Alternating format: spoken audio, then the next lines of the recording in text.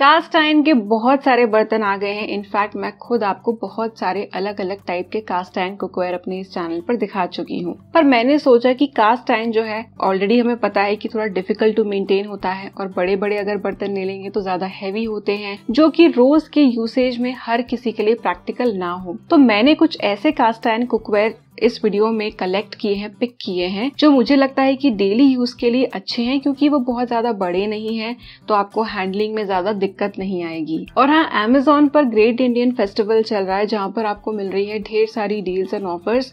Cards पर भी बहुत सारे ऑफर्स हैं, आप चेक कर सकते हैं, तो प्राइस में काफी ड्रॉप आपको मिल जाएगा। तो जो भी चीजें आप अभी प्लान कर रहे हैं कि आपको खरीदनी थी, लॉन्ग टाइम पेंडिंग थी, तो अब खरीदने का बिल्कुल सही समय है। जो ये कास्ट आयरन के बर्तन मैं आपको दिखा रही हूँ, ये सभी और साथ ही में जो मेरे और रिकमेंडेशंस हैं, इनकी लिंक्स आपको वीडियो के डिस्क्रिप्शन बॉक्स और फर्स्ट पिन कमेंट में मिल जाएगी। चलिए वीडियो शुरू करते हैं। रिसेंटली मैंने ये फिश फ्राई पैन ट्राई किया कास्ट आयरन का, and I really liked it. मैंने बहुत बड़ा साइज इसमें नहीं लिया है और मेरे हिसाब से ये काफी लाइट वेट है और इसका साइज परफेक्ट है किचन में यूज करने और स्टोर करने के हिसाब से। ये फिश फ्राई पैन मैंने लिया है 24 सेंटीमीटर में, ना ज्यादा बड़ा ना ज्यादा छोटा, तो इजी टू हैंडल है। थोड़ा डीप है तो ऑयल इसमें रह सकता है और बहुत शैलो भी नहीं है, तो ये काफ़ी बढ़िया हो जाता है। हैंडल्स भी यूज़फुल है और इंडक्शन फ्रेंडली भी है।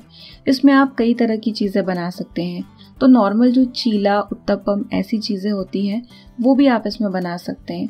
तो यहाँ पर मैं बेसन चीला बना रही हूँ, देखिए बिल्कुल चिपका नहीं और आसानी से निकल आया। कास्ट आयरन की क्लीनिंग एंड मेंटेनेंस पर भी अगर आपको वीडियो चाहिए तो कमेंट करना। वैसे मेरी लिस्ट पर ये टॉपिक है ही, जल्दी से मैं कोशिश करूंगी कि स्केड्यूल करूं और आपके लिए वीडियो लेकर आऊं।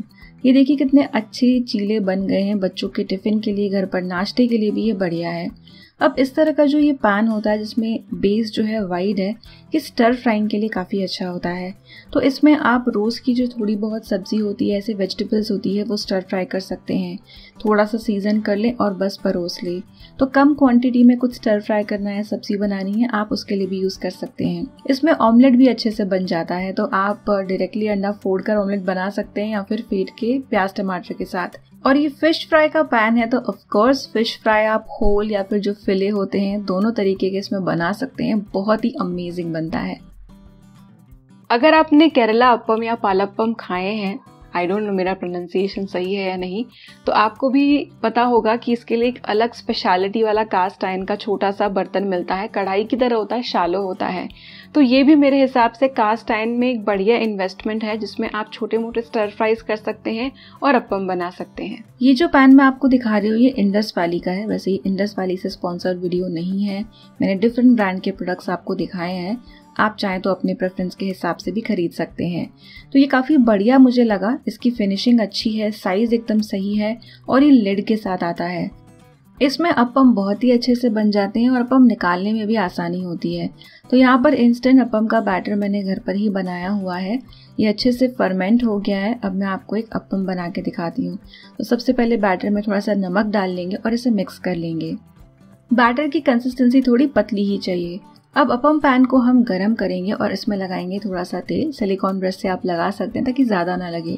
अप्पम का बैटर डालेंगे और इसके बाद इमीडिएटली हमें इसे स्वर्ल करना है। इसमें एक और वेरिएंट मैंने देखा जिसमें सिलिकॉन हैंडल भी आता है, तो आप वो लेते हैं तो हैंडल ही साथ में आ जाएगा, अदरवाइज आप कपड़ा यूज़ कर सकते हैं। धीमी आंच पर ढककर इसे 1 से 2 मिनट रखें जब तक ये कुक ना हो जाए। थोड़ा सा घी आप डाल सकते हैं, इसमें अंडा भी डाला जाता है। अलग अलग तरह के अप्पम बनते हैं और इसे आप सर्व कर सकते हैं किसी बढ़िया सी करी के साथ, फिर वो वेजिटेरियन हो या नॉन वेजिटेरियन। और इस कढ़ाई में आप छोटे मोटे स्टर फ्राइज भी कर सकते हैं आसानी से। कास्ट आयरन का एक तवा तो मेरे हिसाब से मस्ट हैव है। तो मेरे पास ये जो एक तवा है जो मैं आपको दिखा रही हूँ, ये काफी बढ़िया है। अब इसमें भी अगर आपको और स्पेस सेव करनी है तो आप छोटे साइज का तवा ले सकते हैं। कास्ट आयरन के अलग अलग तरह के तवे अवेलेबल हैं मार्केट में। हैंडल के साथ किसी में सिलिकॉन स्लीव आती है, किसी में कपड़े की आती है। तो नहीं भी हो तो आप कपड़ा यूज कर सकते हैं, नॉर्मल किचन वाला। इस वाले तवे में थोड़ी सी एजेस भी है जो कि अच्छी चीज़ है और ये इंडक्शन सेफ भी है। तो ये तो तवा वैसे नॉर्मली चीला, उत्तपम या डोसा ऐसी चीज़ों के लिए बढ़िया होता है, लेकिन आप चाहें तो इस पर रोटी पराठे भी बना सकते हैं। वैसे मैं तो नॉर्मल लोहे का तवा रोटी के लिए यूज़ करती हूँ, पर आपको मल्टीपल तवे नहीं चाहिए तो आप ऐसा भी कर सकते हैं। कास्ट आयरन स्किलेट जो होती है बहुत बढ़िया होती है, गैस पर आप यूज़ कर सकते हैं। इनफैक्ट बहुत सारी बेक्ड डिशेस में, जैसे कि बड़ी वाली साइज की कुकी या फिर मैक एंड चीज आप इसे ओवन में भी रख सकते हैं। तो ये एक छोटे साइज का स्किलेट अगर आप ले लेंगे ना तो बड़े साइज के मुकाबले इजी टू हैंडल भी होगा एंड यूज भी होगा। यह है कास्ट आयरन का स्किलेट या कह लीजिए एक तरह का फ्राई पैन। तो ये मैंने छोटे साइज में लिया है, इसमें 22 सेंटीमीटर है, 24 सेंटीमीटर आपको मिल जाएगा। तो मुझे लगता है कि बहुत बड़ा स्किलेट लेंगे ना तो वजन की वजह से आधे टाइम आपकी इच्छा नहीं होगी इसे यूज़ करने के लिए। तो ये छोटा स्किलेट हमारे घर में काफ़ी यूज़ होता है थोड़ी बहुत स्टर फ्राइंग के लिए। कभी कभार तो मैं इसमें भी चीला बना लेती हूँ अगर छोटा बनाना हो, या फिर आप इसमें बेकिंग भी कर सकते हैं। तो यहाँ पर मेरे पास कुकी का डो है, ये मैं बड़ी कुकी बना रही हूँ जिसे पिज़ूकी भी कहते हैं। तो इसे इसमें स्प्रेड करेंगे और इस पूरे के पूरे बर्तन को हम ओवन में रख देंगे। तो गैस पर तो आप इसे यूज़ कर ही सकते हैं, लेकिन इसे पूरा का पूरा आप ओवन में भी रख सकते हैं। तो आपको कुछ चीज़ें पार्शली गैस पर रख के बची हुई बेक करनी है या फिर पूरी तरह से बेक करनी है। इन बोथ द केसेस आप इस कास्ट आयरन के स्किलेट को यूज़ कर सकते हैं। तो देखिए कितनी बढ़िया ये पिज़ूकी यहाँ पर बन गई है।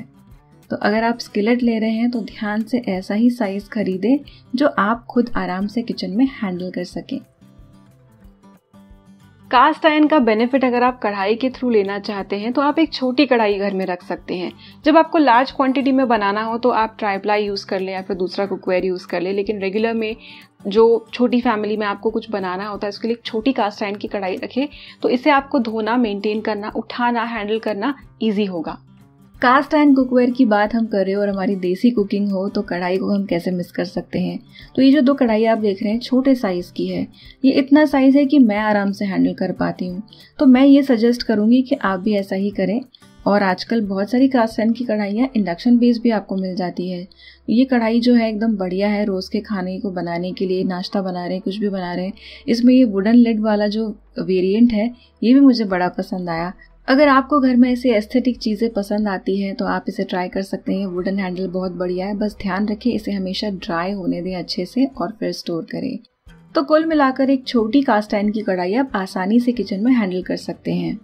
कास्ट आयरन कुकवेयर हेल्थ के लिए काफ़ी अच्छा होता है क्योंकि खाने में ये आयरन ऐड करता है। तो इसके बेनिफिट्स अगर आपको चाहिए तो आप इस तरह के कुकवेयर यूज़ कर सकते हैं जो कि ईजी टू हैंडल हो। नहीं तो ऐसा बहुत बार हो जाता है कि अरे अब बहुत बड़ा है, हैवी है, जाने दो, इसे यूज़ नहीं करते। तो इसीलिए आप छोटे साइज़ के इन कुकवेयर को ट्राई करके देखें। जैसा मैंने बताया इन सभी की लिंक्स आपको वीडियो के डिस्क्रिप्शन बॉक्स और फर्स्ट पिन कमेंट में मिल जाएगी। वीडियो यूजफुल लगा हो तो इसे लाइक करें और अपने फ्रेंड्स एंड फैमिली के साथ शेयर करें। मिलते हैं अगले वीडियो में, तब तक के लिए बाय।